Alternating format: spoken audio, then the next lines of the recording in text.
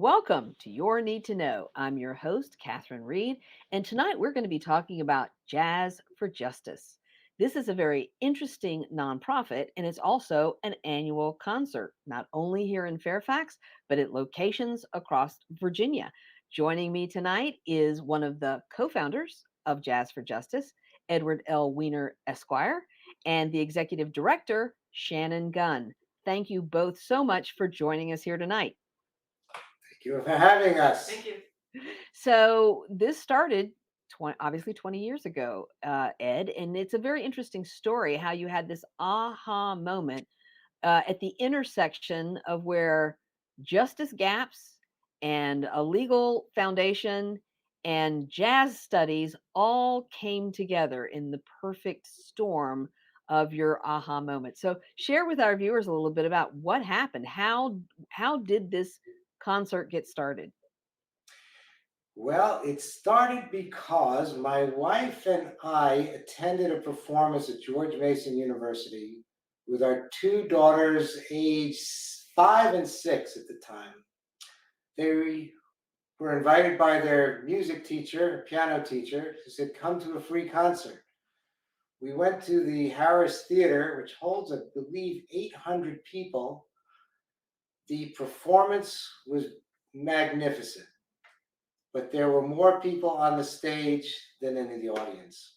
And having done some community theater myself, I knew how disheartening that was for the student performers. At the time, I was serving on the Fairfax Law Foundation.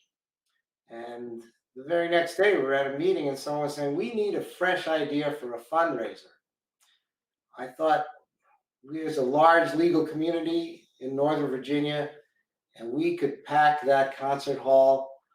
We approached the Dean of Music at George Mason, and Jim Carroll took us under his wing, and here we are 20 years later, now at almost every university throughout Virginia, from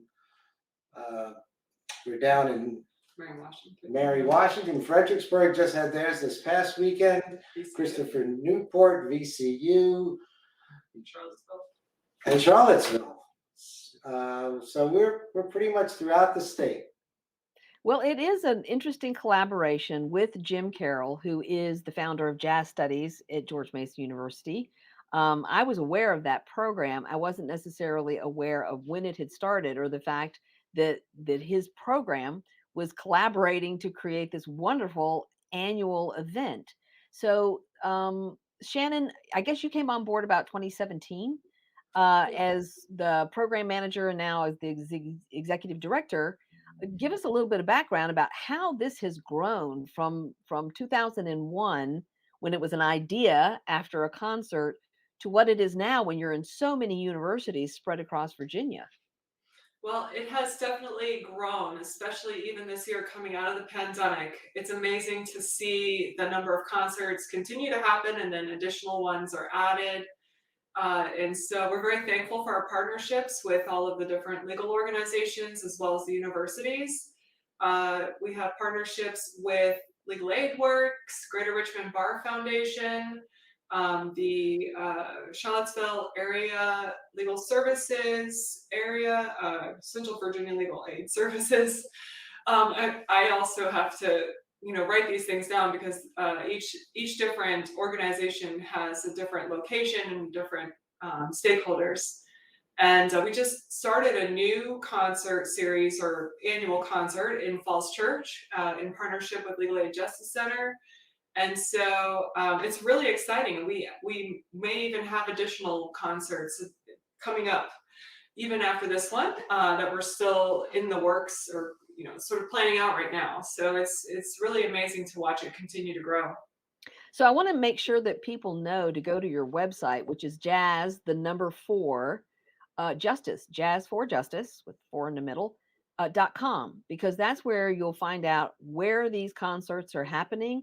You also have, and you have a YouTube channel as well. You have recorded concerts because you did do some virtual last year, which, a lot of people had to pivot to virtual. But if people want to see some of the past concerts that you've done, they're on your website. And we should also mention, and you touched on it, Shannon, is that this is a collaboration that's very hyper local.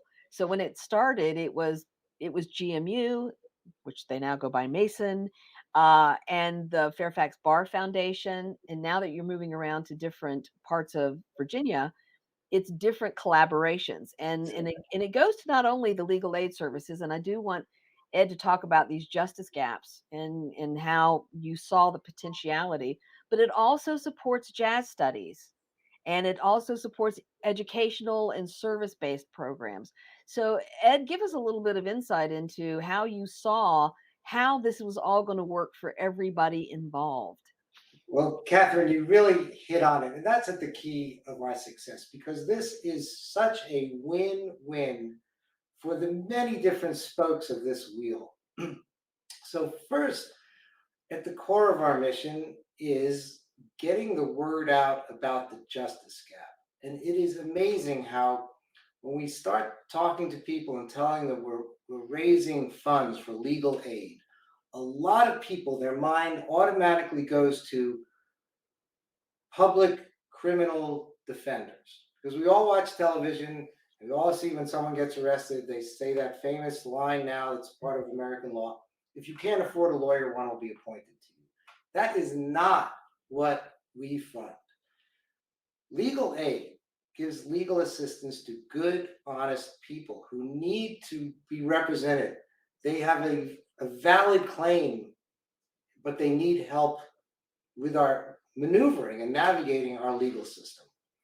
That's the where the legal gap is, and it's a huge problem in America, and it's under the radar. But people need to know that there are so many people out there who need to access our legal system and just can't do it because although we have the greatest legal system on the planet, it is complicated. And many times, if you don't have a lawyer, you just can't prevail. And you point out something too. And after this year and a half of COVID, the thing that leaps to my mind is evictions, which are a big problem in Virginia. You and I are both fans and supporters of the Virginia Poverty Law Center, and they do a lot of work. They have an eviction hotline, and people like that who don't even know what their rights are.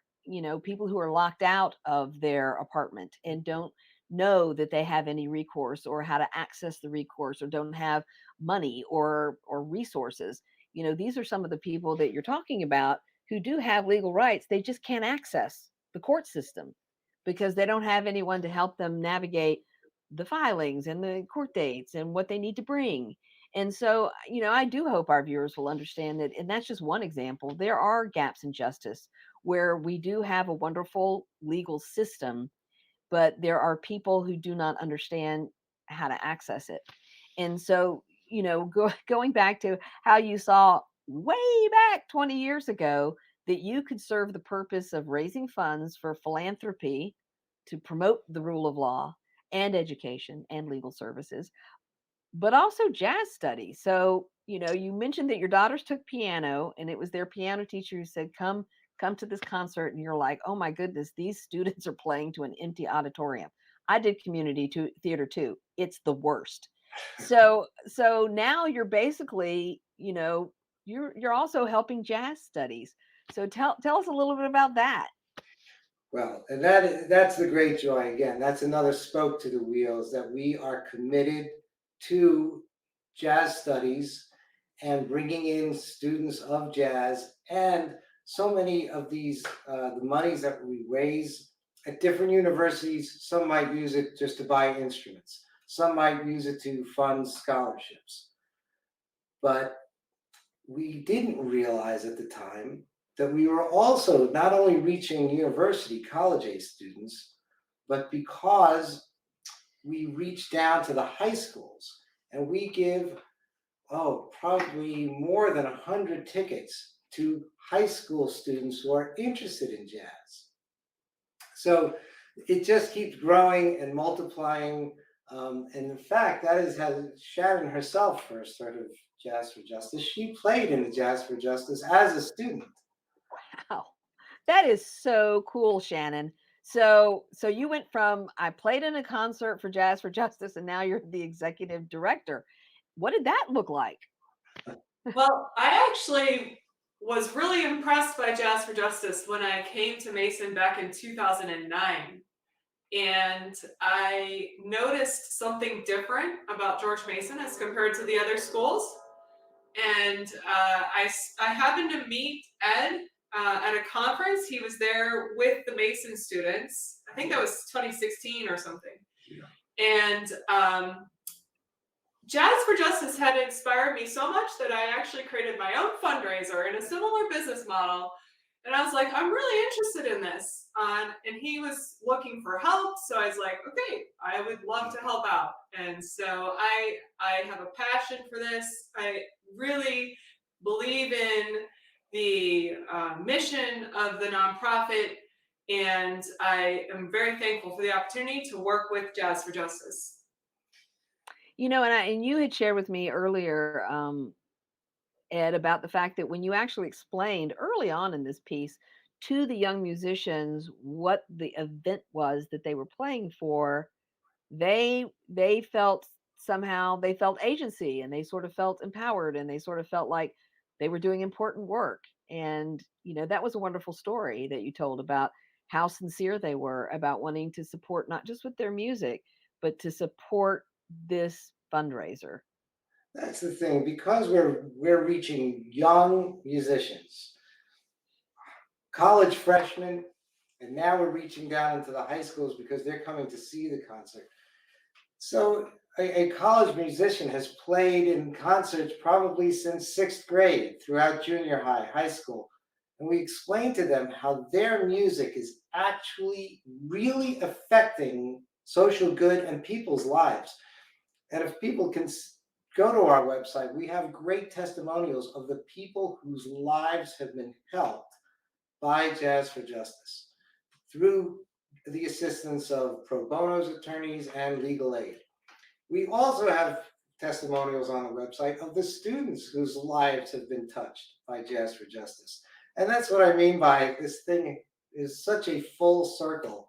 I love your imagery about spokes on a wheel, because there's this central thing and there are so many things that come out of it. It's very much a win-win. When we come back from our break, we're going to be talking some more with Shannon Gunn and with Ed Weiner about Jazz for Justice. So join us after the break.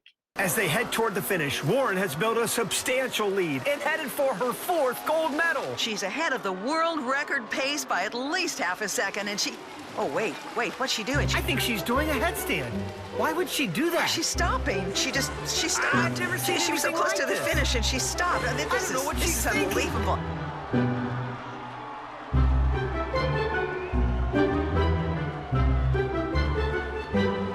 Yeah, I've never... It's time to make an informed decision about COVID-19 vaccines. The dangerous new Delta variant is more than twice as contagious as the original virus and can affect anyone. Right now, 9 out of 10 hospitalizations and deaths from COVID are among unvaccinated people. Getting vaccinated might save your life, and there's now an option that's fully approved by the FDA. Learn more at getvaccineanswers.org.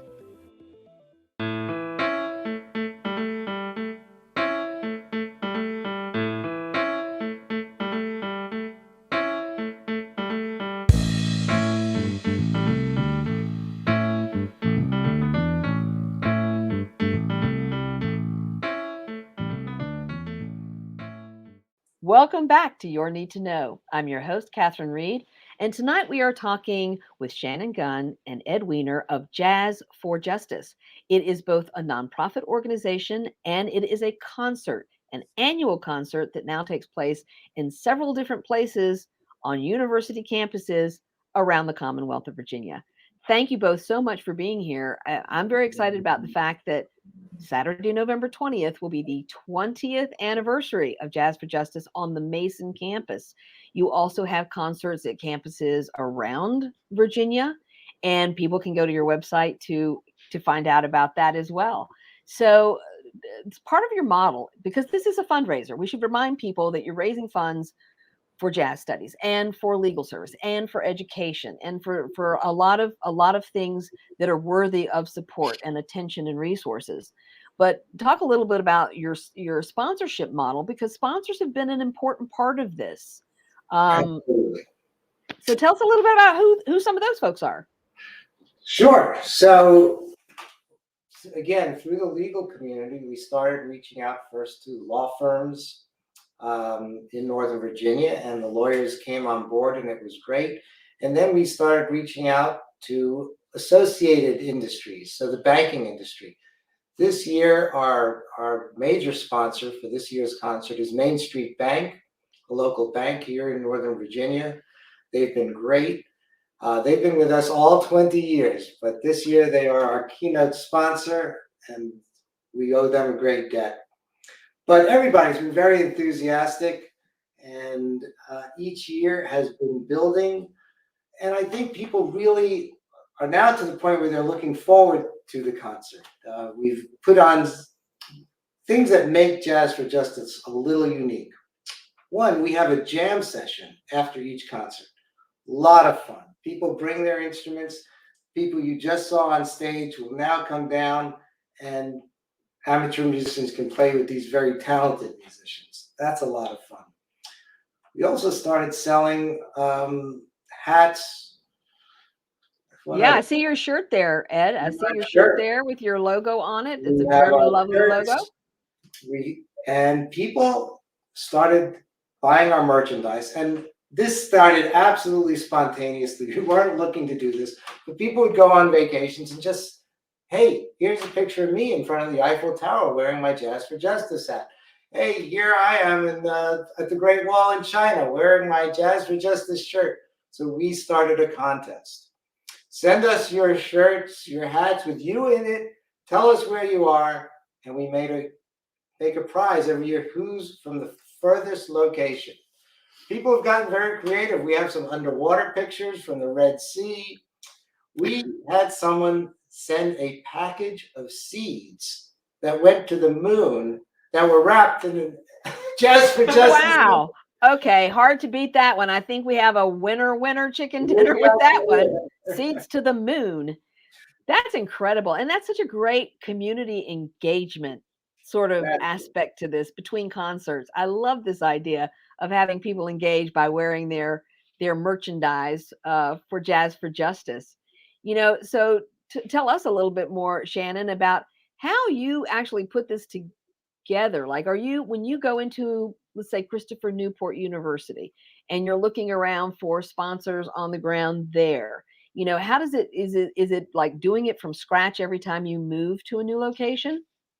Oh, it is definitely a lot of behind the scenes partnerships, trust building, and working together as a team to be able to pull this off. A lot of times the universities are going to do a concert anyway, so it's not a huge lift, but there's still a lot of sometimes bureaucracy, or we want to add a jam session. Maybe they've never done that before, and it also involves bringing in the bar association a lot of times, or working with the legal industry, their individual lawyers, or an entire organization. But I have found that there's a lot of synergy that can be found by joining forces with a common cause between different nonprofits. And this year it has been a team effort, and it has been extremely successful. We're really looking forward to this coming concert, because it's going to be an amazing concert, and the fundraising has been going really well as well. So let's throw a little teaser out there and incentivize people to not only go to your website for a full list of where the concerts are happening and on what date the concerts are happening, but if people sign up to get email updates from you, they might find out about unscheduled surprise concerts, like perhaps one in December. Yes, we are in the throes of planning not only November 20th with George Mason University, but also December 9th, bringing in a national artist. We cannot can't disclose, but it is keep your eye out for it, and definitely keep an eye out for an artist coming into Fairfax. We're only going to have 150 tickets to sell. So if people want to watch our website, we are confident that this name is going to sell out immediately. Well, that's limited tickets is always an incentive. So, yes, your Facebook page, your website, or people can sign up to get your email notifications. 150 tickets. Wow. Do you have a venue for this that you can disclose, or is that a secret too? We're going to keep that under wraps at the Okay. moment, but I will tell you that this artist is very being good, very socially conscious, and has shown their commitment, because there's no way we could even begin to afford to pay this person what they normally would bill to put on a performance. But we told them what we're all about. They checked us out and said, you know what? I think I want to be there. And they are jamming it in their schedule and trying to get here to Fairfax to put on a concert for us. Well, that sounds very exciting. Now you've piqued everyone's curiosity. But the jazz form itself lends itself to, in my way of thinking, to this whole idea of art for justice. And I love the fact that your musicians understand that their music is making a difference. It's making an impact. A lot of time, art for art's sake is terrific, but when your art actually makes an impact, when it goes out and does good, when you address issues like justice and access to our legal system for young musicians, um, that again, that gives them a sense of agency and impact and purpose too. It's been 20 years now. Do you have any of those students who ever like raise their hand later on and say, I played in one of your concerts? Absolutely. So the university music department, they see that how their students have really come together over Jazz for Justice. So we are doing a reunion of all the musics and the musicians who've played in a Jazz for Justice over the past 20 years. Now they're all over the country teaching themselves at universities, performing.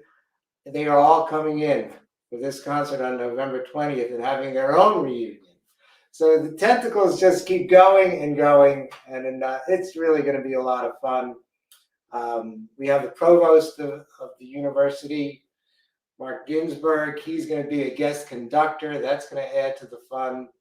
So it's just great how everybody has really gotten behind this, from the music community, the legal community, the education community, the business community. It's a very enjoyable evening. And Mason also has a brand new university president. So I hope you just knock his socks off with this coming together of the community and the university and a 20-year history. I can't believe those musicians are coming back for their own reunion. That is just beyond awesome and into some other category entirely. You still got tickets left, I'm assuming, and that people can get said tickets on your website. Would that be correct? Yes, I mean we are reliant on the Center for the Arts. So the tickets are actually for sale through the Center for the Arts for that, and there is a link on our website to that ticket link. Okay, perfect, perfect. And for anybody who hasn't, I can't imagine people haven't been to the Center for the Arts. You referenced the old Harris Theater. I was a student at Mason back in the early 80s, and I do remember there was only like 5 buildings on campus, if you can imagine. So I remember the old Harris Theater, but the Center for Fine Arts is just such a beautiful venue, and it does allow you to accommodate a much bigger audience. Oh yeah. More than 150 tickets. Yeah. Oh yeah. We have thousands that we can fit. That's a 2,200 person auditorium, and when people see that this is not just a great musical evening, but a concert with a cause, they want to be there, and they do. They'll show up. And it's interesting too that you said that some of these tickets go to high school musicians. And it makes me think, because I work with a lot of different nonprofits and a lot of organizations, that this is something that organizations could think about doing like in the future, which is getting together a group of students or other people who may not have access to music or access to a jazz concert, and get together a group with tickets to do that as well. I just plant that seed. Oh, that seed has been planted. That plant is growing. We've reached out to the retirement living communities, the senior living communities, and they will bring a busload of people and really enjoy the jazz music of the evening. That is fantastic. Well, I would think after 20 years, you really have perfected this. So beyond adding your last university location and a surprise concert, do you have plans for expanding the program going into 2022? You take it. Well, we usually have 4 concerts in the spring. We're still working with the universities to come, get the dates all solidified and everything. So be on the lookout. There will be a concert with Northern Virginia Community College. We're setting those dates as we speak. And that will be in Alexandria. And we'll have one in Charlottesville at UVA. There's usually one at Christopher Newport University in Newport News. And in February, the beginning of February, we will have a concert in Richmond at VCU. And then we might have something else in addition to that. We don't know yet. So watch our website, sign up for our email list, and we'll be happy to let you know if something else comes up. Well, that is great information. Like I said, I'm coming to this. I live in Fairfax, and how I did not know that this has been going on for 20 years is beyond me. But I have to believe our viewers are also like, what? I've never heard of this. So please, jazz4justice.com. Jazzforjustice.com. And they are on Facebook, and they have videos on YouTube as well. There's lots, and you can sign up to get their information. Thank you so much, both of you, for being here and letting our viewers know about Jazz for Justice, because this is something that you need to know.